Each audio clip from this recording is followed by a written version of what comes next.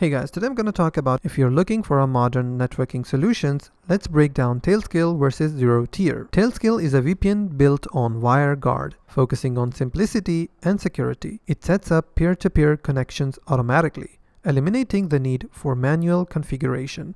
Plus, it integrates with identity providers like Google or Microsoft, making it perfect for remote teams and developers who want a hassle-free secure network. ZeroTier, on the other hand, offers a more flexible virtual networking platform. It acts like a mesh VPN and allows you to create virtual LANs that work across devices and platforms. With its open source approach and advanced customization, ZeroTier is great for self-hosted solutions or unique networking needs like gaming or IoT projects. Which one is better? If you need a simple identity-driven VPN for everyday use, Tailscale wins. But if you're looking for custom networking options and you do not mind a steeper learning curve, ZeroTier is the way to go. So do tell me in the comments below which one will you prefer.